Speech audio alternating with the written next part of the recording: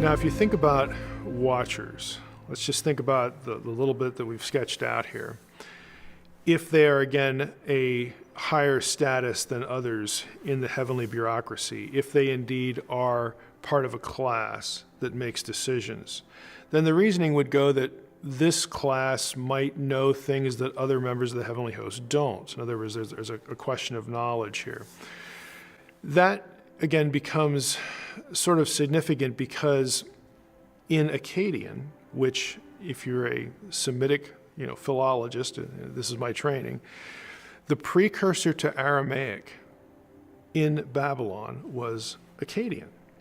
And the Akkadian term there for those who watch is matzare, which, again, curiously enough, is a term that is used as a label for figurines of guess who? The Apkallu. And the Apkallu are the Mesopotamian equivalent of the sons of God in Genesis 6 that committed the transgression with women before the flood, the whole thing. So there's actually a very discernible sort of linguistic connection between all of these things, all of these terms. And I find it interesting, at least, again, we don't want to spend too much time on the evil guys, but when we think about, hey, how in the world does the New Testament and the intertestamental literature, how do they sort of pick up on the idea that before the flood, one of the sins of the sons of God wasn't just the woman thing, but it was transmitting knowledge to humans that they should not have? Well, the answer to that is this terminological link. Again, this inner circle, having greater knowledge. And then you're not supposed to dispense that to people unless you're told to go and do that particular thing. So that is actually part of the transgression.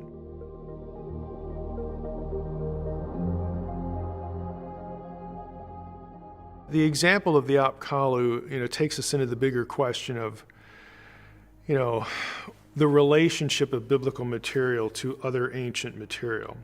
Now, if you go out on the wild world of the internet, you're going to see things and hear things like, oh, the stuff in the Bible, the biblical writers didn't have any original thoughts, they just stole stuff from ancient literature.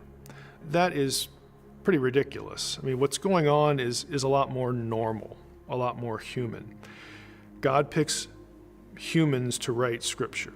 Again, what could be more obvious? Humans live in places. They live at certain times in certain regions. And guess what?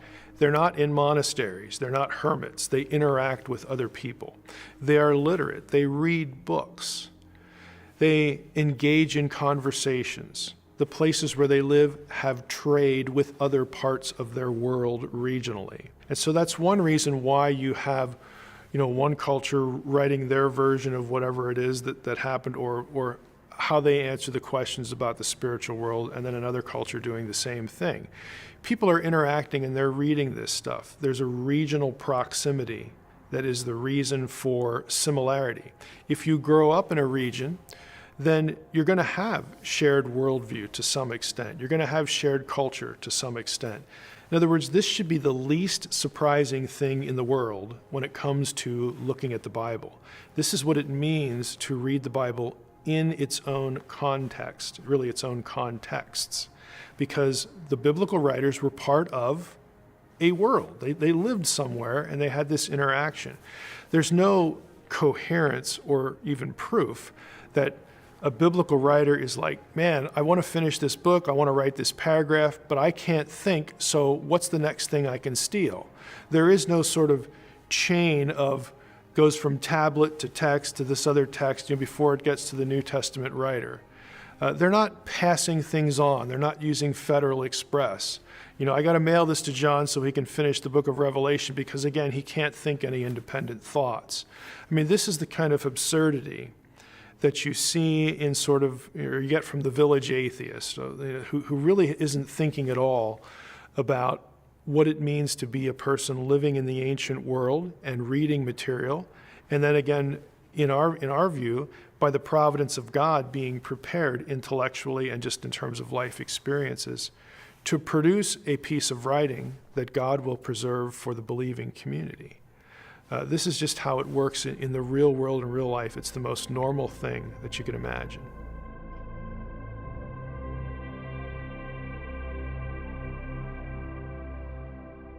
One of the more noticeable functions of the heavenly host is that they serve, at least a number of them, serve as God's warriors, soldiers. The scripture uses military or army imagery and terminology. The members of the heavenly host get the label in certain passages of Gibborim. These are warriors, all right?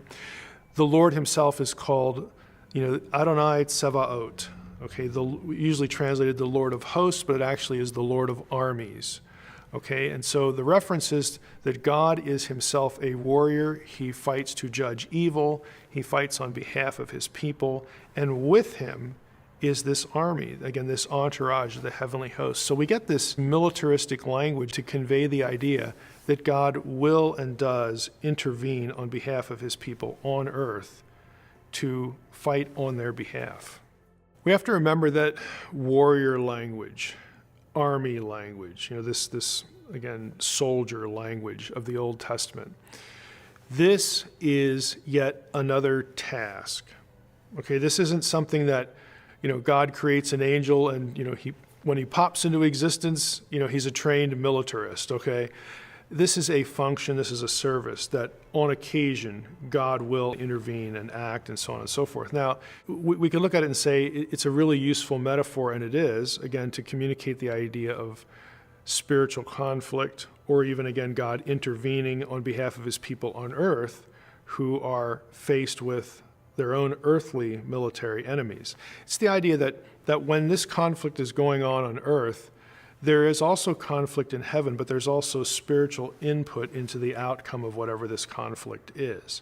And the best way that you convey that is to use military language. I mean, this is what it is.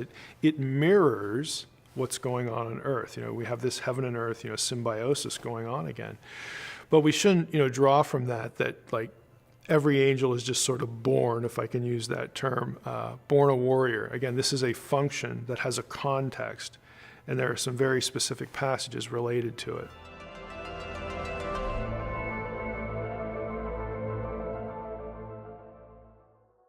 Cherubim and seraphim are words that most English Bible readers are going to be familiar with, because they're transliterated, they're not translated.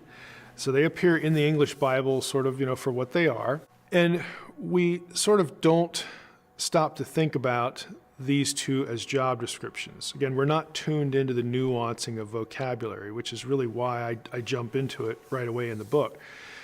This is actually where we get the idea that angels have wings, because cherubim have wings and seraphim have wings, and they're all just angels anyway.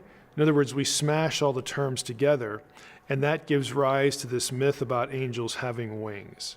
So it becomes sort of more than a metaphor for us as moderns. This is just the way we think of them. We don't look at pictures of angels and think, that's just a metaphor for, they come from above. No, we actually do think of angels this way, and it works its way into pop culture in all sorts of movies and whatnot. So this is actually what it derives from. But cherubim and seraphim, again, these are bucket 3 terms. These are job descriptions. They are terms that are drawn from, respectively, cherubim comes from Akkadian, seraphim is actually Egyptian, and it refers to a throne guardian. Now, there will be those who say, well, seraph, that means to burn, so it's burning ones or luminous ones or something like that. Again, in the book I go into the details of the scholarship on this, but it's actually a term both in Hebrew and in Egyptian. And in Hebrew, seraph is a serpent, is a snake. And you say, well, that's just kind of weird. Again, don't think of Genesis 3 because we're not in Genesis 3. We're in passages like Isaiah chapter 6. But in Egypt, the serpent, again, think of the Pharaoh's headdress. In Egyptian thought, the seraph, again, depending on your pronunciation, is going to be a supernatural throne guardian. Again, this is just the way it's depicted. So the imagery, again, is consistent with a word like cherub. Cherubim, seraphim, they're really referring to the same sort of job. We protect sacred space. And you say, well, does God need protection? Is he fearful? No, that isn't the idea at all. The idea is that we're using this terminology to tell you that there are members of the heavenly host who actively try to keep God's presence from being defiled. I mean, we do this on earth as well in the Old Testament. Okay, there were rules about where you could walk and you couldn't in the tabernacle and the temple and sacred space on earth. The same idea is resident, also in the heavens. And so to communicate the idea that where God is has to be protected from people like you, like when the prophet is transported into the throne room of God, he has to be purified. He has to be made fit for sacred space. So that's their job. This is what they do. They protect God's presence from defilement, from anything lesser.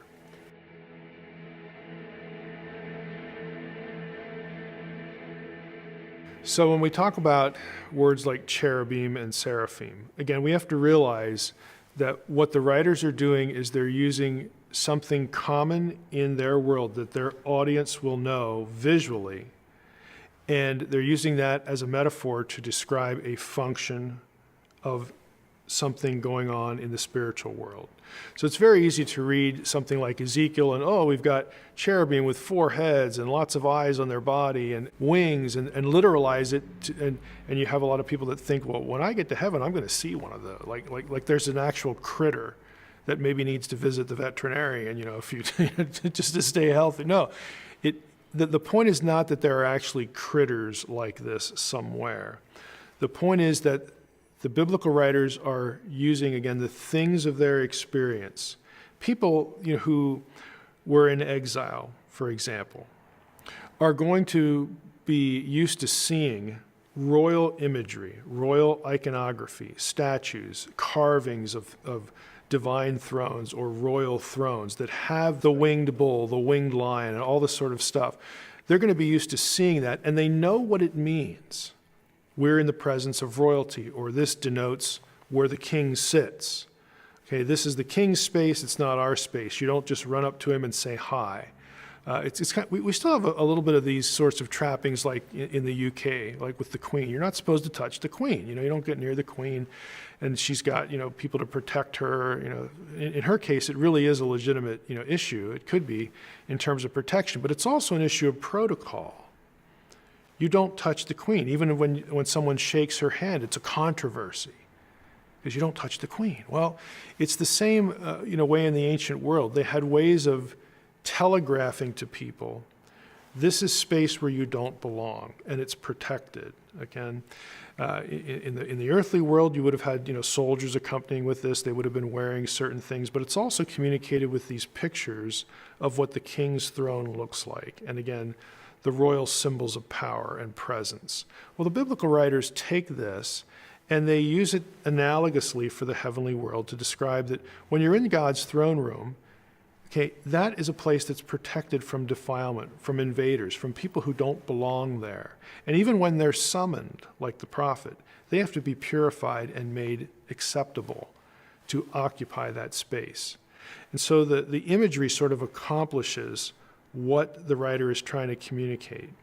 Now, what's interesting about the terminology is you get it in certain passages, like Ezekiel 28, where we have a reference to the anointed cherub, who covers, and so on and so forth.